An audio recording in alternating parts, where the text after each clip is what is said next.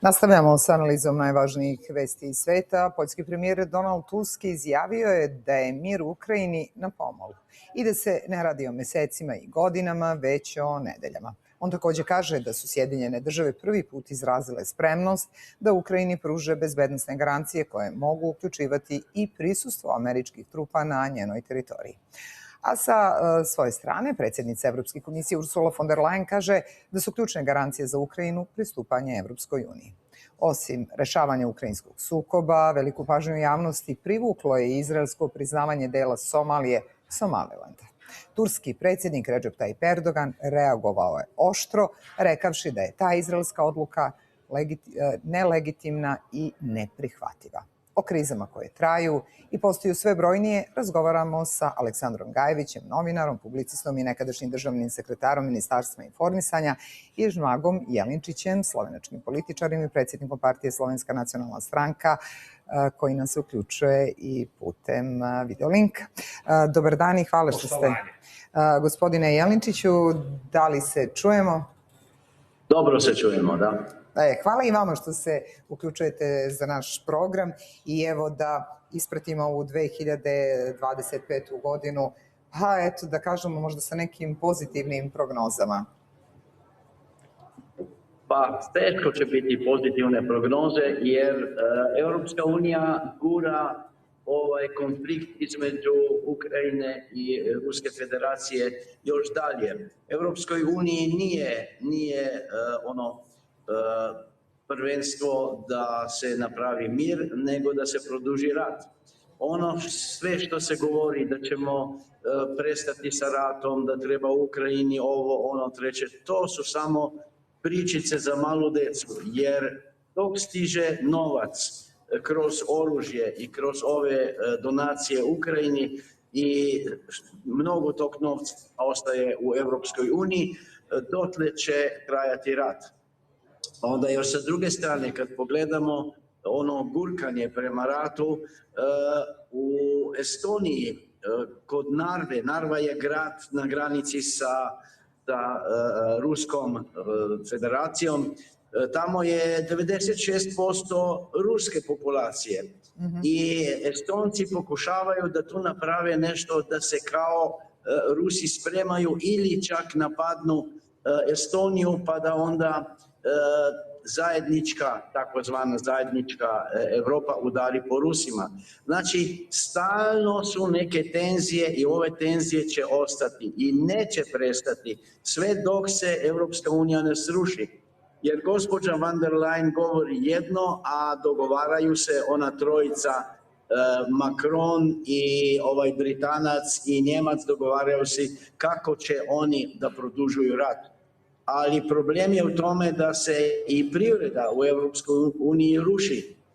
I ova godina, 26. ja mislim da će biti porazna i strašna za evropsku i privredu, pa i zbog inflacije. Ljudi će teško živjeti, cene će ići gore i ne znam kako će biti. Neće biti dobro. Evo, vi to govorite kao neko ko živi u Evropskoj uniji. Gospodin Gajević, vidimo da gospodin Jelinčić nije baš optimističan, kao što su ovi peruanski šamani za koje smo videli da su prognozirali da će konačno doći do primirja, tačnije do kraja rata između Rusije i Ukrajine, ali to takođe misli i poljski premijer Donald Tusk i kaže da je mir u Ukrajini na pomolu već u narednim nedeljama. Kaže da se ne radi o mesecima, nego da su bukvalno nedelje u pitanju i da prvi mirovni dokumenti mogu biti potpisani već u januaru. Otkud ovakve tvrdnje poljskog premijera? Da li on nešto zna što mi ne znamo, jer prilično je optimističan? Izuzetno optimističan i ja bih voleo da se taj njegov optimizam prelije u stvarnost. Teško je posle 4 godine očekivati ipak neko primirje, s obzirom na činjenicu da još uvijek rat traje i to vrlo žestoko. I kao što vidimo, zaraćene strane nemaju baš mnogo želje da za tim primirjem, ako se naročito izuzme ovi svi napori Donalda Trumpa i američke administracije da se taj rat privede kraju. Mislim da je gospodin Jeličić potpuno u pravu da je jedan od kamen spoticanja za mirovni sporazum Evropska unija, odnosno deo Evropske unije, koji nikako da se pomeri sa činjenicom da taj rat treba zaustaviti, treba u jednom trenutku da stane. Već imam utisak da bi oni voleli i želeli da to traje još mnogo godina. Tako da naracija poljskog premijera Tuska uliva neku nadu da on sa svojim partnerima evropskim je u nekom raskoraku, pod jedan, a pod dva, da ono što nudi američka administracija, a to taj bezbedonosni deo, nije tako jednostavno i lako izvesti iz prostog razloga što taj bezbedonosni položaj Ukrajine podrazumeva, bar sa američke strane, i lociranje američkih snaga u Ukrajini, a to baš nije ovako po volji pre svega Evropske unije, iako Evropska unija, moramo shvatiti jednu stvar, nije više ono što je nekada bilo u onom uticajnom smislu da može da utiče, da može da vuče poteze, da od nje zavisi. Ovaj rat očito zavisi od Sjedinjenih Američkih Država i Donalda Trumpa. Ali evo, kad već pričamo o poljskom premijeru, on kaže da su Sjedinjene Države prvi put izrazile spremnost da Ukrajini pruže bezbednosne garancije koje mogu uključivati i prisustvo američkih trupa na njenoj teritoriji. Da li, ako je zaista tako, to vodi ka brzom miru, imajući u vidu da je za Moskvu to neprihvatljivo? Šta mislite, gospodine Jeličić? To su samo pričice. Ovo što govori Donald Tusk, to je ono obećanje ludom radovanje. Ali izvinite, gospodine Jeličiću, zar nismo čuli i od američkog predsjednika na pitanje da je Ukrajina tražila od njih garancije na 50 godina, da je on rekao da Sjedinjene Države žele da pruže garancije, ali ne na toliko godina, evo u startu bi to bilo valjda 15. Pa da, Trump je rekao da bi mogao, ne da hoće, nego da bi mogao da da garancije za 15 godina. To je nešto drugo, to nije ona garancija već. A pored toga, Zelenski to govori i uvek stavlja neke razloge zbog kojih može da se odustane od ovih dogovora. Ovi dogovori neće doneti ništa dobro ako se uključuje u ove dogovore Evropska unija i Zelenski. Jedina mogućnost da se napravi mir je dogovor između Rusije i Amerike. Nema druge varijante. Jer Amerikanci i Rusi će se dogovoriti ko i kako će biti dalje u Ukrajini. Ukrajina se raspada, a pogotovo sad još zbog toga jer su njihovi organi ustanovili da se unutar Vrhovne rade, znači ovog njihovog ukrajinskog parlamenta, radi izuzetna strašna korupcija i da određeni poslanici dobijaju pozamašne sume novca da glasaju kako što želi Zelenski. Treba je znati i da Zelenski, ako prestane rat, on nestaje. On ne samo da treba će da pobegne, nego će ga stajati glave. A ne samo njega, dobar dio ovog vrhovnih ljudi, oni će isto više manje izgubiti glave, jer ako ih ne zatuku Amerikanci, onda će ih sopstveni narod. Jer narodu je s jedne strane puna kapa rata, a sa druge strane zna se neki Ukrajinci uopšte ne znaju da postoji rat u Ukrajini. Jer vidi se kako su iz zapadnih zemalja po 20 km duge kolone autobusa koje idu na novogodišnje praznike u Ukrajinu. Znači, s jedne strane turizam u Ukrajinu, a sa druge strane rat na drugoj polovini Ukrajini.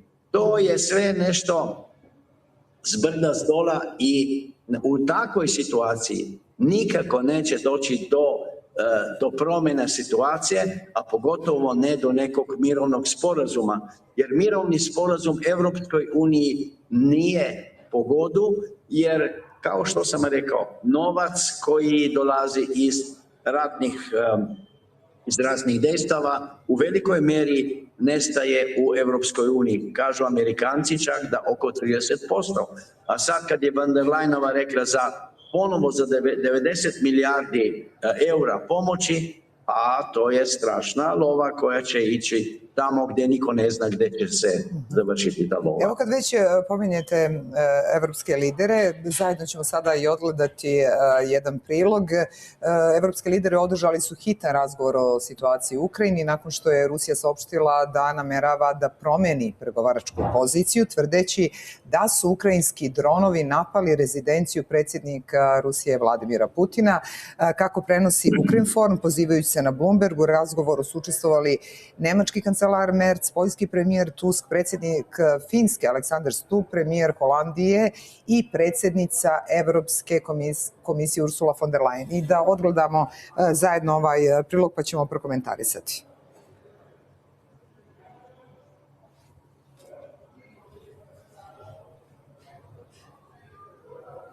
Jel možemo samo da pogledamo prilog pa da prokomentarišemo sa gostima?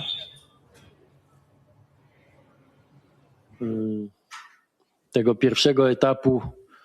Procenili smo ishod ove prve faze ovih veoma ozbiljnih pregovora u kojima su učestvovali lideri Ukrajine, Evrope, Sjedinjenih država i Kanade. Mir je na pomolu. Nema sumnje da su se dogodile stvari koje daju povoda za nadu da se ovaj rat može završiti. I to prilično brzo. Ali to je i dalje samo nada. Još uvek je daleko od 100% sigurnosti. Ključni rezultat poslednjih dana je američka deklaracija. I to je naravno nešto novo. Neki su čak bili i iznenađeni. Američka deklaracija o spremnosti Sjedinjenih država da učestvuju u bezbednosnim garancijama za Ukrajinu nakon zaključenja mira, uključujući prisustvo američkih trupa, na primjer na granici ili na liniji kontakta između Ukrajine i Rusije.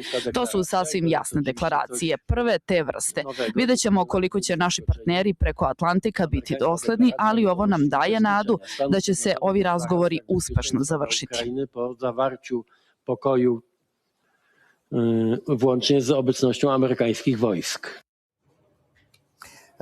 Evo, gospodine Gajeviću, čuli smo izjavu koju smo naravno i pomenuli na početku razgovora, ali u svom obraćanju Tusk je također rekao da će ukrajinski narod morati da da pristanak kada je reč o teritorijalnim odlukama. Onda sa druge strane Zelenski u svojim izjavama negira da će Ukrajina na to pristati. Zašto mi imamo toliko kontradiktornosti u izjavama zvaničnika o potencijalnom miru u Ukrajini? Razlog tome je pre svega zbog toga što su informacije pretvaraju se lagano, ali sigurno u polu informacije, jer mi ništa nemamo zvanično u tom nekom smislu, osim da je Tusk između ostalog još, pored ovoga što smo čuli sada što je rekao, čvrsto mu je ubeđenje da on mora prethodno, pre nego što bilo šta se preduzme, da ima razgovor sa predsjednikom Poljske, da njega upozna sa situacijom na terenu, pa tek onda da Poljska kao jedna od vrlo važnih članica Evropske unije preduzme određene korake i u ime pre svega Evropske unije zauzme neki stav.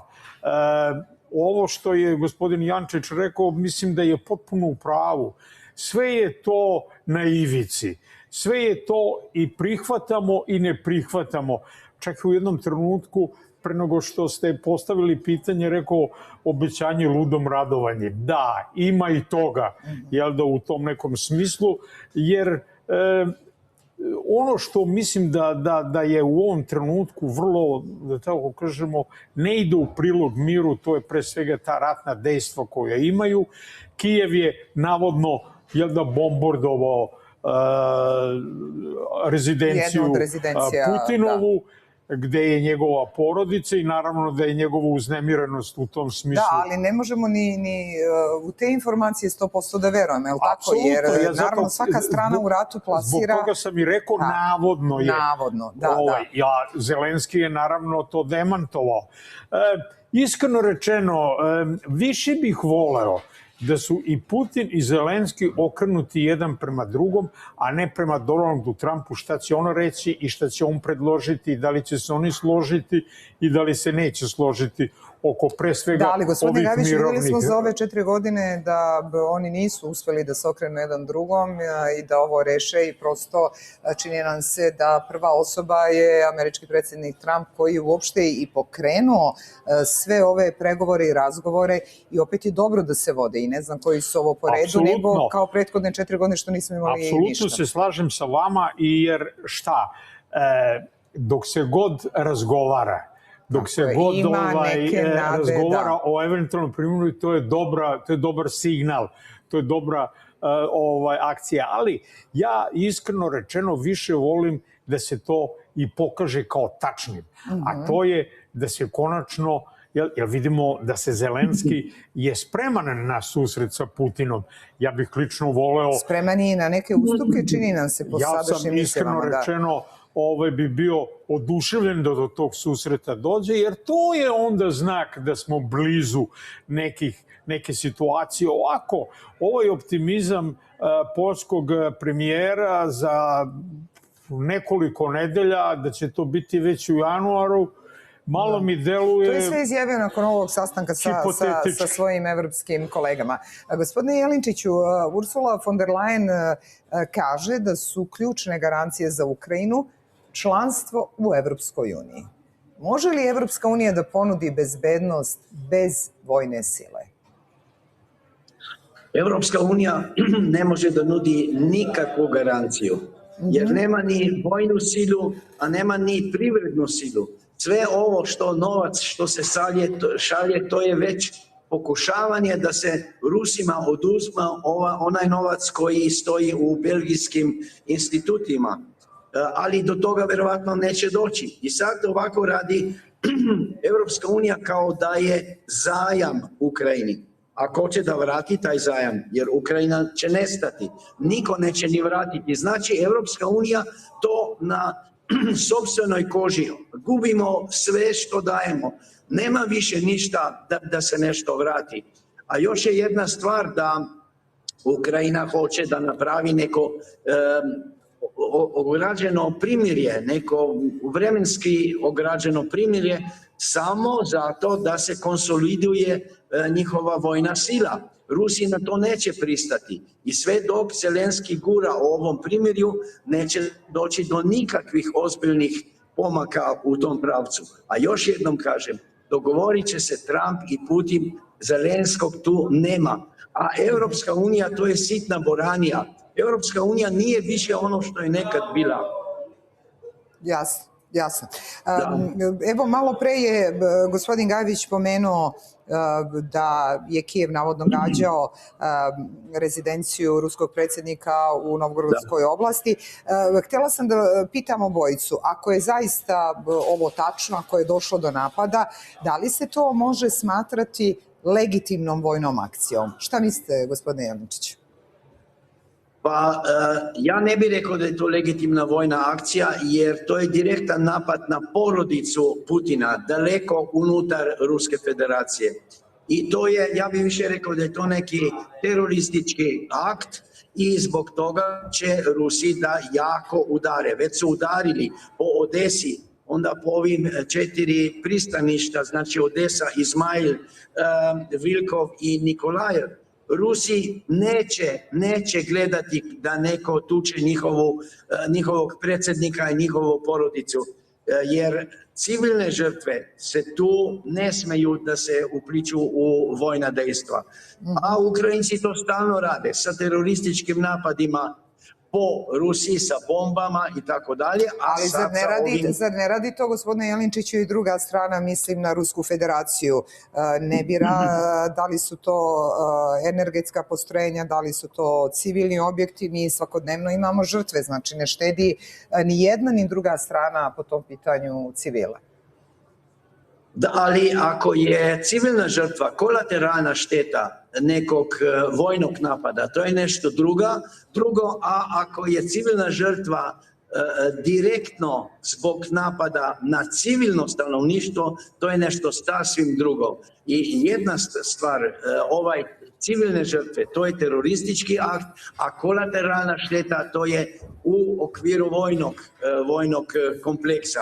A zna se da Rusi izuzetno tačno znaju gdje Ukrajina ima vojne punktove, gdje su vojnici ukrajinski, a i vojnici NATO pakta i instruktori NATO pakta, zbog toga se zna, čak i Englezi i Amerikanci, pa čak i Francuzi pristaju da su ubijeni visoki oficiri njihovih armija koji rade za Ukrajinu. Onda gdje su tvornice za izradu municije, pa ako raketa udari tamo, jasno bit će i civilna žrtva, jer radnik koji radi tamo je sa jedne strane može se tretirati kao civilna žrtva, ali u stvari je dio vojne mašine. Tako da ne može tako lako Rusima da se obesi da Rusi udaraju po civilnim ciljevima. Pa dobro, kako ko gleda, gospodine Jelinčiću, svako ima svoje viđenje po to pitanje. Evo da samo pitam i gospodina Gavića vezano za ovaj navodni napad. Čuli smo također izjavu i Zelenskog nakon što je Rusija optužila Kijev i Zelenski je rekao da oni nemaju nikakve veze sa tim napadom i da Putin namjerno, tačnije Ruska federacija, plasira ovu vez da bi sutra imali izgovor za napad na zgrade vlade u Kijevu. Koliko to ima veze sa stvarnošću? Čujte, ja kada sam malo pre rekao navodni napad, imao sam naravno u vidu pre svega demant Zelenskog, da je uopšte takva jedna akcija preduzeta. Drugo, možda to i nije daleko od istine s obzirom na činjenicu da je cilj tog napada, kogod da ga je izvršio, je baš direktno rezidencija predsjednika Ruske federacije. I daje za pravo da se uzvrati istom merom. I onda je tu sada zamena teze da se nađe alibi da bi moglo da se odgovori, jer pre svega ne trebamo da zaboravimo da je Ruska federacija u više navrata bombardovala Kijev. Jel da? To je isto jedna stvar koja stoji. Ali bih htio nešto drugo da vam kažem. Više bih voleo da Ursula von der Leyen se priključi naporima američke administracije da se ovo mirno reši, nego što non stop insistira da Ukrajina postane deo Evropske unije. Prvo, mislim da to je stvarno vrlo licemerno. Zašto? Ukrajina ne ispunjava ni jedan uslov. Koji su to uslovi da ona može da bude? Nego je drugi motiv njen, a to je što bi eventualno kada bi Ukrajina bila primljena u Evropsku uniju, tog trenutka iza sebe bi imala NATO alijansu. I to je ona strah od Ruske federacije da ove oružane stvari se ne proširi. Ne bi zvanično postala članica NATO alijanse, ali ulaskom u Evropsku uniju u stvari bi to i bilo. Tako je. Jer taj strah koji postoji u zapadnoj Evropi od Ruske federacije je postao tim željom da Ukrajina bude deo Evropske unije gotovo je paničan. Jasno je. Evo, zamolit ću vas i za kraj razgovora također da prokomentarišemo još jednu aktuelnu vest i vidit ćemo šta će se po tom pitanju dešavati u 26. Gospodine Jelinčiću, priznanje Somalilanda od strane Izraela. Ne znam da li je za vas to bilo iznenađenje i u stvari šta je motiv Izraela da jedini u svetu prizna Somaliland. Videli smo osude brojnih i evropskih i svetskih zemalja, a najviše osuda stiže iz Ankare. Pa evo kratko vaš komentar. Pa, Somalija je bitna tačka u onoj geografskoj poziciji i jedan dio Somalije, sad Somaliland, ide prema svom pravcu. A ja bi se pitao u vezi toga, sad Izrael je priznao Somaliland, a skočio je ceo svijet. A kad su Šiptari u Kosovo i Metohiji napravili takozvanu državu, ceo svijet je pleskao i priznanja su dolazila od svih zemalja. Znači dvoličnost ovih svjetskih lidera, Evropske unije pogotovo, to je nešto strašno. I tu je opet ponovo pitanje novca i nafte i svega ostalo. Znači opet su pitanje interesa. I svet baš briga i za Izrael, i za Somaliland, i za Somaliju. Interesira ih samo profit koji bi mogli da ostvari na tom mjestu. Gospodine Gajeviću, da li ovo priznanje otvara opasan presedan koji može destabilizovati Afriku, ali i druge krhke regione? Evo, čuli smo poređenje od gospodina Jančića. Kada ovakvi slučajevi nam dođu na nekom, da tako kažemo, meniju, ja se uvek setim Kosovo i Metohije i Srbije. Evo, to je rekao i gospodin Jančić. I to je ono što je, mislim, u jednom stvari se vodi računa o teritorijalnom integritetu, a u drugom ne. Ovo je dosta presedan i možda može da izazove određene sukobe, jer je opasno da priznate neku teritoriju koja je se tako jednostrano odvojila. Naš primjer je očit, međutim ono zbog čega je najviše Turska pogođena i zašto je Erdogan toliko skočio, da tako kažem, sa narativom da to je nedozvoljivo i tome slično, jer je Turska upravlja vojnom bazom u Mogadišu, je li tako? Turska je već sa Somalijom imala ugovor o bušenju i o bušenju dela mora gde navodno po istraživanjima ima naftnih derivata i neko ko da se iscrpe. Evo, to je ono što je rekao gospodin Jeličić. To odvajanje podrazumeva da sada Turska treba sa drugom državom da taj plan ima. A ta druga država, potencijalno druga, možda ima već planove sa nekim drugim. Tako je. Hvala vam mnogo što ste bili gosti našeg programa i želim vam sve najbolje u 2026. godini, pa da više pričamo o miru. Hvala gospodine Janinčiću što se ja se pridružujem vašim čestitkama, pre svega vašim gledalcima i vama lično, jer želim pre svega zdravlje. A sve ostalo lako snaći ćemo. Zdravlje i mir.